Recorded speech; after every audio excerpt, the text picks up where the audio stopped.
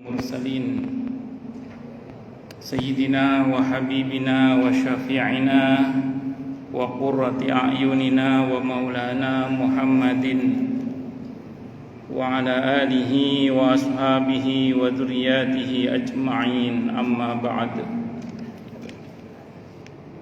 أشهد أن لا إله إلا الله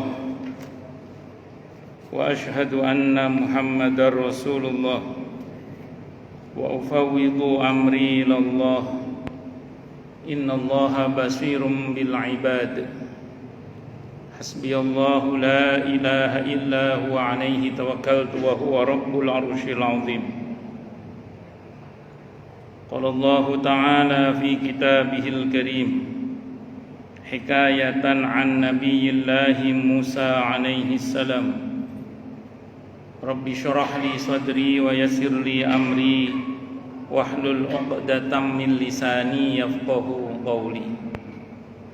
Para alim, para asatid, para asatidah, para sepuh, para bini sepuh, para tokoh masyarakat, hadirin hadirat sekalian, hafizani wa hafizakumullah, bil khusus segenap pengurus Masjid Al-Husna yang semoga pengurusnya dan jamaahnya semoga selalu dalam naungan rahmat, barokah, perlindungan serta bimbingan Allah Subhanahu wa taala. Amin Allahumma amin insyaallah. Allahumma inna nas'aluka ilman nafi'a wa rizqan thayyiba wa amalan mutaqabbala wa fatahallahu alaina futuhal 'arifin. Allahumma inna na'udzubika min ilmin la yanfa' wa amalin la yurfa wa qalbin la yakhsha wa du'a ila yusma. Allahumma ati anfusana taqwaha wa zakkiha anta khairu man zakkaha anta waliyuha wa maulaha. Amin Allahumma amin insyaallah. Masih melanjutkan kajian kita kitab At-Tadhkirah karya Al-Imam Al-Qurtubi rahimahullah rahmatan wasi'ah wa rahimallahu ulama al-muslimin. Qala al-muallif rahimahullahu ta'ala wa nafa'ana bihi wa bi'ulumihi fid dharain amin. Bismillahirrahmanirrahim. Babu ma jaa fi su'il khatimati wa ma jaa annal a'mala bil khawatimi. Bab menerangkan tentang su'ul khatimah dan apa-apa yang datang sebagai penjelasan bahwa sesungguhnya amal-amal itu tergantung akhirannya, tergantung akhirnya. Pertama, su'ul khatimah. Jadi ada husnul khatimah, ada su'ul khatimah. Kalau husnul khatimah itu baik di akhirnya. Kalau su'ul khatimah itu buruk di akhirnya. Secara umum orang yang akhirnya baik saat kematiannya itu potensial dia mati dalam keadaan diampuni oleh Allah, sehingga potensial masuk surganya. Ini berbeda dengan orang yang su'ul khatimah. Kalau dia su'ul khatimah akhirnya buruk, ini rawan mati dalam keadaan dimurkai oleh Allah dan potensial masuk neraka. Itu rumus dasarnya dulu. Walaupun nanti su'ul khatimah itu bertingkat. Ada yang su'ul khatimah itu fatal karena mati dalam keadaan kafir atau murtad. Na'udzubillah min syarri dzalik. Ini fatal ini. Ini su'ul khatimah yang fatal. Na'udzubillah min syarri dzalik. Jadi dia mati dalam keadaan kafir atau mati dalam keadaan murtad, keluar dari Islam. Na'udzubillah min syarri dzalik. Ini su'ul khatimah yang fatal. Tapi ada juga su'ul khatimah yang levelnya itu tidak sampai mengeluarkan dia dari Islam. Namun dia mati dalam keadaan sedang berbuat dosa, dan itu statusnya sebagai orang yang rawan dimurkai oleh Allah, karena murka Allah itu disimpan di dalam perbuatan maksiat yang mengandung dosa tadi itu. Yang begini-begini masih bisa diselamatkan di akhiratnya karena kan dia mati masih membawa iman Islam. Cuman dia mati dalam keadaan dimurkai oleh Allah karena sedang berbuat maksiat. Kalau ini masih bisa diselamatkan, karena yang model ini masih disolatkan jenazahnya. Kalau yang murtad tadi, kafir tadi kan enggak. Kalau yang ini masih disolatkan jenazahnya, masih bisa didoakan oleh kaum muslimin.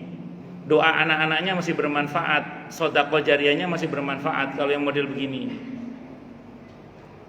Tapi ya jangan sampai kita mati dalam keadaan begini juga, walaupun masih bisa diselamatkan. Besar harapan kita adalah kita wafat dalam keadaan husnul khatimah. Kalau husnul khatimah itu berarti wafat dalam keadaan di mana Allah ridho kepada dia, karena dia sedang beribadah kepada Allah atau berbuat baik, sehingga potensial diampuni oleh Allah, potensial masuk surga dengan mudah tanpa harus disiksa di neraka terlebih dahulu. Nah, semoga kita semua diwafatkan oleh Allah dalam keadaan husnul khatimah, syahid di jalan Allah Subhanahu wa taala. Amin, Allahumma amin, insyaallah, mudah-mudahan. Terus dikatakan bahwa segala sesuatu itu tergantung, segala amal itu tergantung dari akhirnya. Pernah ngalami nggak makan kacang setoples itu? Enak kacang, terakhir tengik, gimana itu rasanya? Rasa yang enak tadi itu ambiar semua itu. Allahu Akbar. Gara-gara akhirannya tengik tadi itu. Tapi kalau akhirannya enak kan lumayan. Sehingga kalau saya dulu di pesantren punya teman, kalau makan tuh ada tombol enak namanya. Jadi dia kalau ada yang lauknya enak itu dia sisakan untuk akhiran, biar rasanya puncaknya itu apa? Enak. Maka orang itu kalau akhirannya itu adalah akhiran yang dirahmati oleh Allah, diampuni oleh Allah. Tadi saya ulang, potensial yang bersangkutan itu masuk surganya mudah. Tapi kalau orang itu mati dalam keadaan durhaka kepada Allah, dimurkai oleh Allah, ini yang ruwet urusannya nanti. Nauzubillahi min syarri dzalik. Walaupun bertingkat tadi, ada yang mati kafir, murtad, naudzubillah, ini fatal, ini sudah naudzubillah min syarri dzalik. Tapi ada juga yang tidak sampai kafir, tidak sampai murtad, ini masih iman dan Islam tapi sedang durhaka kepada Allah. Nah, ini masih potensial selamat kalau yang ini. Itu seperti itu. Muslimun, Imam Muslim meriwayatkan sebuah hadis an Abi Hurairah, dari Abi Hurairah radhiyallahu anhu. Anna Rasulullah, sungguhnya Rasulullah sallallahu alaihi wasallam maqala, beliau bersabda, innar rajula, sungguhnya seorang lelaki atau seseorang, la ya'malu, pastilah dia beramal, az-zamana tawila, di waktu yang cukup lama, bi amali ahlil jannati, dengan amalannya ahli surga, summa yukhtamu lahu amaluhu, kemudian diakhiri untuknya amalnya, bi amali ahli nar, dengan amalnya ahli neraka. Wa innar rajula, dan sungguhnya ada seorang lelaki atau seseorang yang la ya'malu zamana tawila, dia beramal di waktu yang cukup lama, bi amali ahli nar, dengan amalannya ahli neraka, summa yukhtamu lahu bi amali ahli jannah, kemudian diakhiri untuknya dengan amalan ahli surga. Hadisnya sahih Muslim dalam kitab Al-Qadar berkaitan dengan takdir. Ini di pertemuan kita sebelumnya sudah saya bahas ya. Ketika para ulama mensyarah hadis seperti ini, ulama berkomentar ini jarang terjadi. Umumnya orang itu mata ala ma'asya. Umumnya orang itu mati menurut kebiasaannya. Itu umumnya. Ini jarang terjadi. Saya ulang, umumnya orang itu mata ala ma'asya. Umumnya orang itu mati menurut kebiasaannya. Kalau kebiasaannya baik, ujungnya baik insyaallah. Tapi kalau kebiasaannya buruk, ini rawan akhirnya buruk. Nauzubillahi min syarri dzalik. Nah, terus kenapa Nabi menyabdakan ini? Sering saya sampaikan di sini ya, supaya kita yang sudah meniti jalan kebaikan ini tidak sombong, tidak merasa jumawa. Kita tetap merasa butuh pertolongan Allah agar iman Islam kita dijaga oleh Allah. maka kita tetap berdoa, Rabbana la tuzigh qulubana ba'da idh hadaitana wa hab lana min ladunka rahmah innaka antal wahhab. Maka kita tetap berdoa dengan doa, ya muqallibal qulub tsabbit qalbi ala dinik, supaya iman Islam kita dijaga oleh Allah dan kita mati dalam keadaan membawa iman dan Islam yang diterima oleh Allah. Ya, jadi biar kita nggak sombong, gitu maksudnya. Dan yang kedua, supaya kita tidak merendahkan orang lain juga, karena kita tidak tahu ujung cerita seseorang itu. Mungkin sekarang dia begini, tapi nanti bisa jadi dia begitu. Atau mungkin sekarang dia begitu, nanti bisa jadi dia begini, dan begitu seterusnya. Atau bisa jadi yang sekarang di posisi kita adalah kita, bisa jadi nanti di akhir dibalik, dia di posisi kita, dia di posisi dia, kita di posisi dia. Itu bisa terjadi. Makanya kita tidak boleh merendahkan orang lain, tidak boleh sombong dan tidak boleh merendahkan orang lain. Makanya saking pentingnya akhir yang baik dalam kehidupan kita itu, sampai-sampai Allah ajarkan doa tadi, Rabbana la tuzigh qulubana ba'da idh hadaitana wa hab lana min ladunka rahmah innaka antal wahhab. Bahkan untuk yang sudah umur 40 tahun ke atas, itu Allah ajarkan doa khusus di surah Al-Ahqaf ayat 15 itu.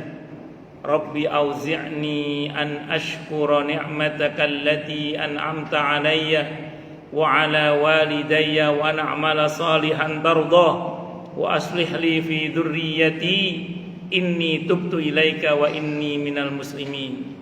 Jadi kalau kita ada umur 40 tahun ke atas, doanya itu saking pentingnya sampai Allah ajarkan langsung dalam Al-Qur'an. Ya Allah, bimbinglah hamba untuk mensyukuri nikmat-Mu yang telah Kau berikan kepadaku dan kepada kedua orang tuaku. Jadi orang itu semakin tua dianjurkan oleh Allah dalam ayat ini untuk lebih banyak bersyukurnya daripada sabarnya.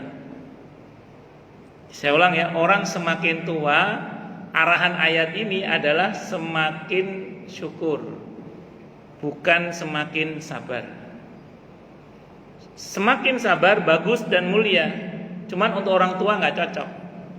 Yang cocok untuk orang tua itu syukur. Kenapa? Karena sabar itu nahan. Sementara orang semakin tua bukan semakin menguat, tapi semakin melemah. Kalau nahan capek, tapi kalau syukur plong. Dan ini cuma enak ngomongnya aja, prakteknya kadang ya sulit pakai dal. Makanya kita butuh bimbingan Allah. Rabbi auzi'ni an ashkura ni'mataka allati an'amta 'alayya wa 'ala walidayya.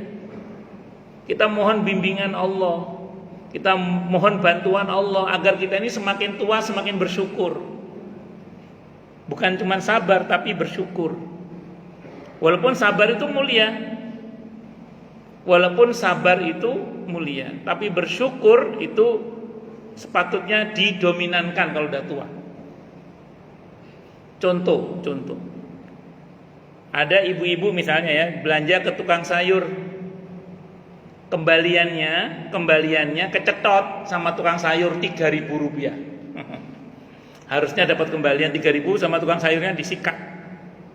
Kalau ibu-ibu tidak sabar, dendamnya bisa 3 bulan. Saya tandai tukang sayur ini, kesel saya. Itu dendamnya bisa 3 bulan itu. Kenapa? Karena nggak sabar. Kalau sabar, ngomongnya apa? Saya ikhlaskan. Nahan. Sabar soalnya. Tapi kalau syukur, ngomongnya apa? Alhamdulillah, yang kecetot sama tukang sayur cuma 3.000 rupiah. Yang 3.000 US dollar masih aman, alhamdulillah. Misalnya, jadi nggak fokus pada yang sedikit yang hilang, tapi lebih fokus kepada yang lebih banyak yang masih ada. Jadi mencoba melihat sisi baik dari seburuk-buruknya keadaan, itu namanya mencoba terus lebih bersyukur daripada bersabarnya. Nah, jadi sabar itu plong gitu loh. Syukur itu plong gitu. Syukur itu plong. Makanya orang itu nun sewu semakin tua dianjurkan untuk apa tadi? Bersyukur. Enggak cuma bersyukur, Rabbi auzi'ni an ashkura ni'mataka allati an'amta 'alayya wa 'ala walidayya wa na'mala salihan tardo. Kita mohon pada Allah agar semakin tua kita dibimbing oleh Allah untuk punya kemauan dan kemampuan beramal saleh yang Allah ridhoi.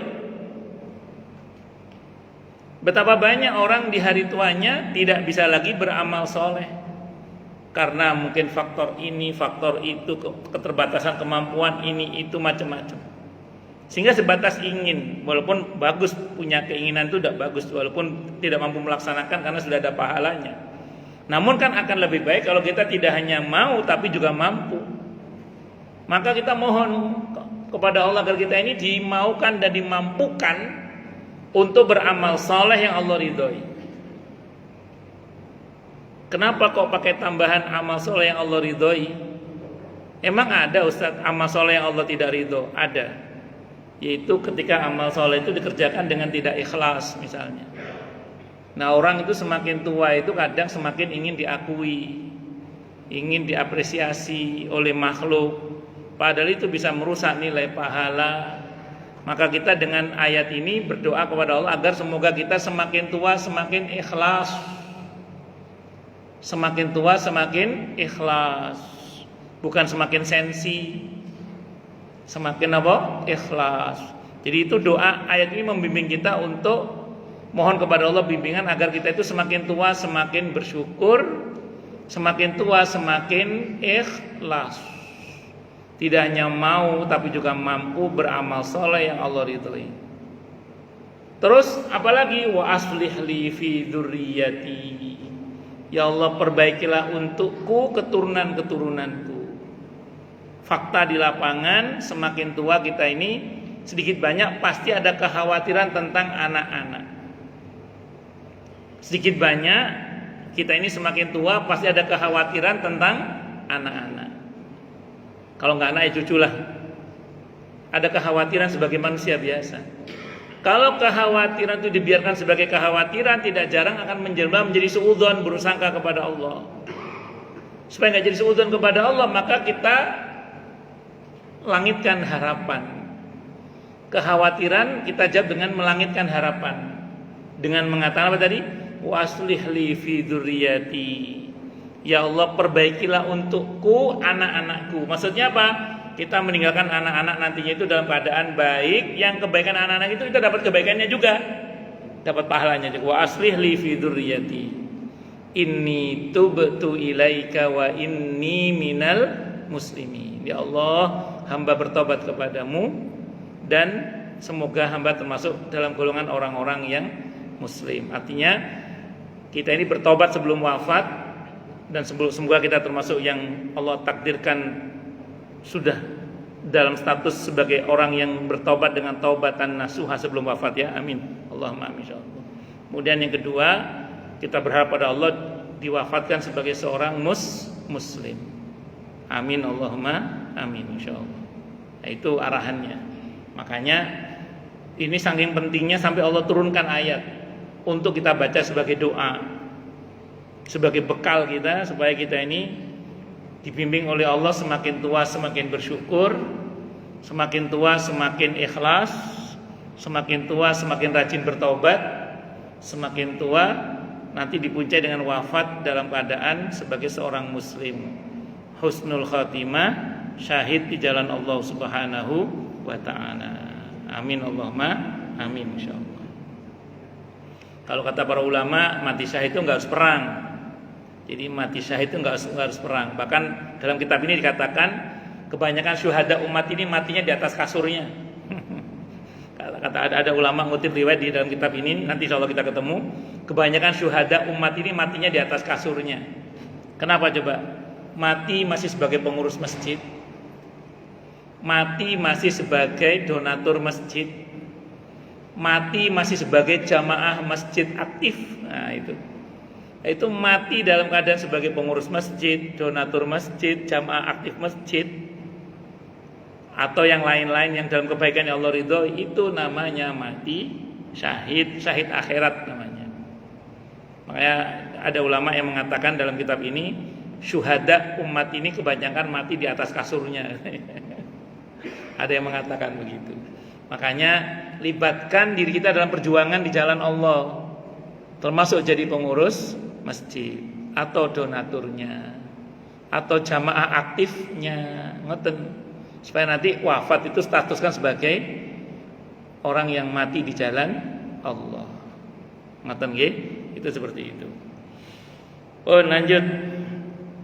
Wa fil Bukhari, dan dalam hadis riwayat Al-Bukhari, an Sahal bin Sa'ad, dari Sahal ibn Sa'ad, anin Nabi, dari Nabi kita Muhammad sallallahu alaihi wasallam, qala, beliau bersabda, innal abda, sungguhnya seorang hamba, la ya'malu amala ahli nar, beramal dengan amalan, dia beramal dengan amalan ahli neraka, wa innahu min ahli jannah, padahal dia termasuk ahli surga, wa ya'malu amala ahli jannati, dan dia beramal amal ahli surga, wa innahu min ahli nar, padahal dia termasuk ahli neraka, wa innamal a'malu bil khawatim, dan bahwasanya amal-amal itu tergantung dari akhirnya. Ini hadis riwayat Al-Bukhari. Makanya saya ulang tadi, jangan sombong. Kalau hari ini kita rajin ke masjid, jangan merendahkan orang yang belum ke masjid, tapi doakan semoga yang belum ke masjid digerakkan lahir batinnya oleh Allah untuk senang ke masjid guna beribadah kepada Allah. Kalau hari ini kita sudah rajin sholat, jangan merendahkan orang yang belum sholat. Orangnya loh ya, kalau perbuatannya tetap kita rendahkan, tapi kalau orangnya jangan. Tapi doakan semoga dia diberi hidayah oleh Allah, tobat, sadar, dan digerakkan lahir batinnya untuk sholat. Ngoten. Kalau hari ini kita melihat ada pelaku dosa besar, perbuatan dosanya tetap kita benci, tapi orangnya doakan. Jadi kita jangan rendahkan dia, karena kita tidak tahu akhir kita dan dia. Kita tidak tahu.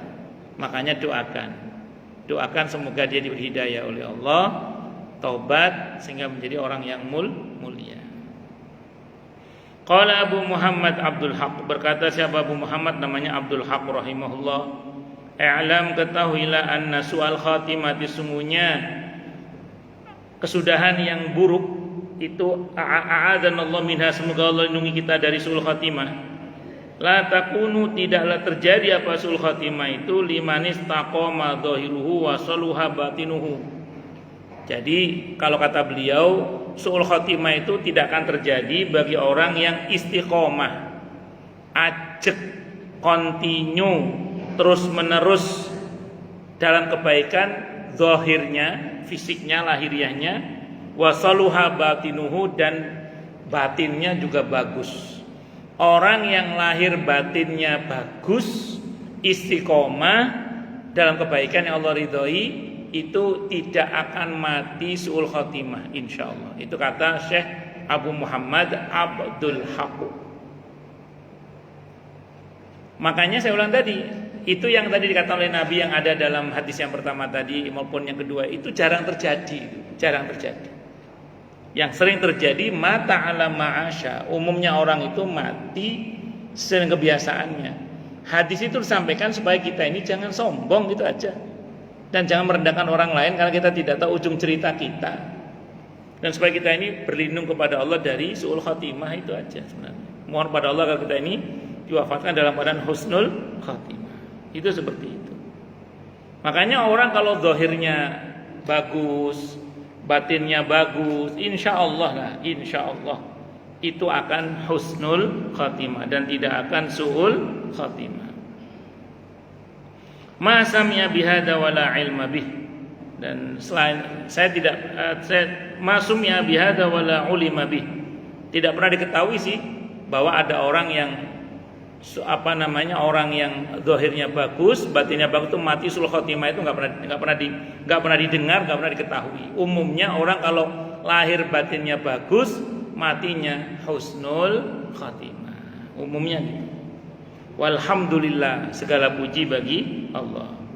Wa innama takunu liman kan lahu fasadun fil aqli.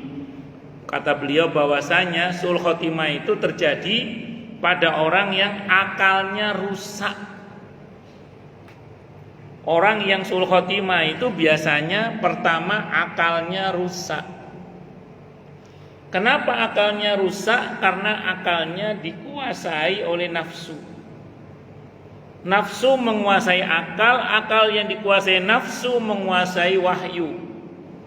Akhirnya hidupnya terbimbing oleh nafsu, bukan oleh akal sehat yang dibimbing oleh wahyu. Jadi gini ya, yang betul seorang muslim itu bersikapnya itu begini. Wahyu menguasai akal. Akal yang dikuasai wahyu menguasai nafsu, sehingga nafsunya terbimbing oleh akal yang dikuasai wahyu. Itu selamat kalau begitu. Kalau dibalik bahaya. Akal dikuasai oleh nafsu, akal yang dikuasai nafsu menguasai wahyu. Nah ini yang bahaya. Akhirnya kehidupannya terbimbing oleh akal yang dikuasai nafsu. Nah, ini bahaya. Contoh misalnya ada orang mau korupsi misalnya gitu. Diingatkan sama temannya, jangan korupsi, itu hak rakyat. Loh, saya kan juga rakyat. Wah, kan, saya kan juga rakyat. Saya penggedenya rakyat malah misalnya gitu. Nah, pokoknya dia melakukan pembenaran. Dia melakukan pembenaran atas apa yang dia lakukan supaya kemudian dianggap tidak salah, padahal itu sebenarnya perbuatan yang salah. Allahu Akbar. Dia gunakan bahkan misalnya dalih-dalih agama untuk membenarkan perbuatannya padahal itu batil. Kenapa? Karena akalnya dikuasai oleh nafsunya. Itu seperti itu. Dan itu bahaya kalau begitu. Nauzubillahi min syarri dzalik. Jangan sampai kita seperti itu. Maka bersyukurlah pada Allah kalau kita terbimbing dengan akal yang dikuasai oleh wahyu, sehingga nafsu kita lebih terarah. Aduh Ustaz, saya dulu, yang lalu biarlah berlalu. Illa ma qad salaf. Bersyukurlah pada Allah kita diberi waktu untuk tobat. Maka segera tobat, minta ampun kepada Allah. Dan itu bisa terjadi pada siapa saja itu. Termasuk pada orang yang labelnya ustadz, kiai misalnya, siapapun bisa terjadi. Nah, atau kepada umumnya siapapun orang yang mengalaminya, itu seperti itu. Au israrun 'alal kabair, atau orang yang selalu berbuat dosa besar, itu juga rawan su'ul khatimah. Orang yang selalu berbuat dosa besar itu rawan su'ul khatimah, kata beliau. Kemudian yang kedua, wa iqdamun 'alal 'azaim, dan selalu berbuat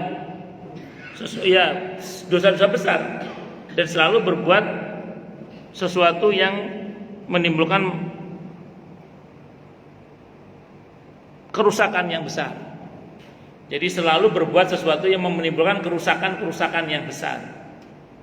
Kalau dalam Islam itu ada rumus gini, la dharara wa la dirara. Tidak boleh kita berbuat sesuatu yang membahayakan diri kita dan orang lain, itu tidak boleh. Kok kita berbuat sesuatu yang membahayakan bagi banyak orang, maka itu masuk dalam kategori perbuatan yang mungkar. Kalau itu selalu kita lakukan, apalagi tingkat bahayanya besar, itu potensial menjadikan orang itu su'ul khatimah. Na'udzubillahi min syarri dzalik. Maka hati-hati, jangan bikin susah banyak orang. Jangan suka berbuat zalim kepada banyak orang. Kepada sedikit orang saja kita berbuat zalim sudah bahaya, apalagi kepada banyak orang. Bagaimana kalau orang-orang yang terzalimi itu melangitkan doanya, mohon kepada Allah agar yang menzalimi dibalas? Apa enggak menyusahkan kita nanti doa-doanya itu? Maka kurang-kurangilah menzalimi orang lain, agar doa mereka tidak menyusahkan kita. Karena bisa jadi orang-orang kita zalimi itu melangitkan harapannya kepada Allah, termasuk mendoakan jelek orang yang menzaliminya. Na'udzubillahi min syarri dzalik. Maka hati-hati. Nah, makanya orang yang banyak berbuat kerusakan yang besar itu potensial mati su'ul khatimah kalau enggak tobat. Terus kemudian wa farubbama ghalaba dzalika alaihi hatta yanzila bihi al-mautu qabla taubati. Dan terkadang semua itu mendominasi kehidupan yang bersangkutan sampai tidak sadar kematian menjemputnya, padahal dia masih dalam keadaan belum bertaubat. Karena dia asyik, pakai qaf, karena dia asyik dalam perbuatan maksiatnya, sampai-sampai nggak sadar, tahu-tahu waktunya mati, padahal dia belum sempat bertaubat. Kenapa? Karena dia terlena dengan perbuatan apa? Maksiatnya. Karena sebagian pelaku maksiat itu kalau mengerjakan maksiat enteng, kenapa coba? Karena dia ngomong, saya nggak sholat baik-baik aja, nah, gitu. Saya berbuat begini nyatanya saya baik-baik aja, nggak ada masalah, semuanya aman-aman saja, gitu. Padahal dia lupa semua itu adalah istidraj. Istidraj itu apa? Luarnya saja nikmat, tapi dalamnya laknat. Sehingga cepat atau lambat apa yang dia dapat itu akan jadi masalah bagi yang bersangkutan, baik di dunia ini, yang pasti di akhirat nanti kalau dia tidak bertobat kepada Allah Subhanahu wa taala. Makanya hati-hati. Nah, makanya Fir'aun itu ada yang mengatakan dia 300 tahun tidak pernah sakit katanya. Dan dalam kejayaan yang sangat luar biasa sampai mengaku sebagai Tuhan. Tapi ujungnya juga Allah hancurkan. Qarun juga ujungnya hancur. Dan begitu seterusnya. Makanya apa? Harus hati-hati. Beri adzan dulu nggih. Wallahu a'lam bishawab.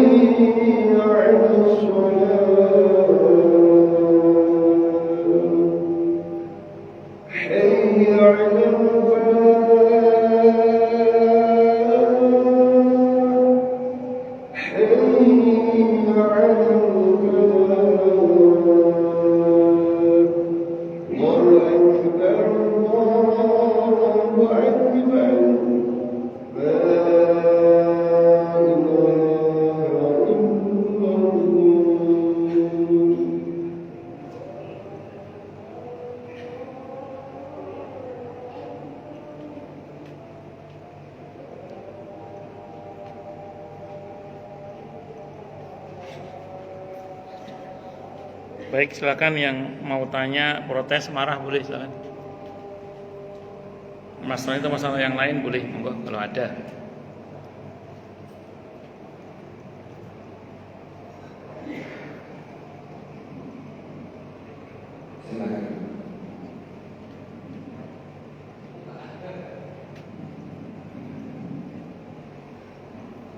Yang di belakang ada yang mau tanya?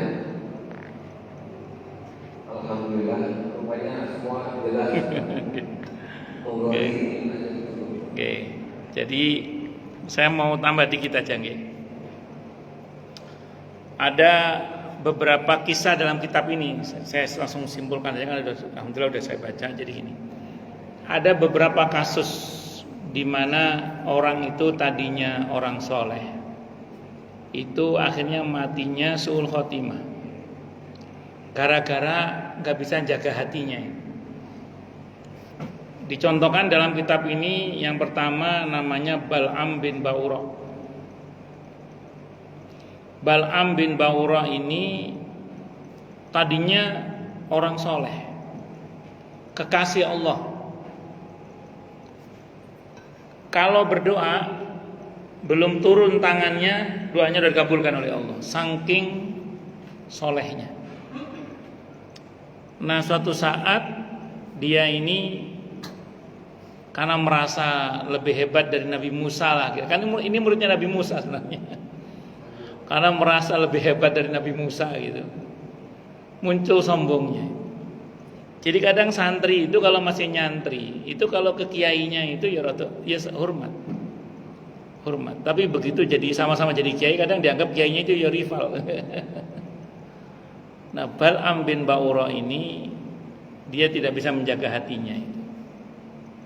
Muncul sombongnya, bahkan juga terpengaruh dengan ya rayuan Fir'aun lah untuk ngeblok ke Fir'aun dan memusuhi Nabi Musa alaihissalam hanya dengan iming-iming sebidang tanah atau apa gitu.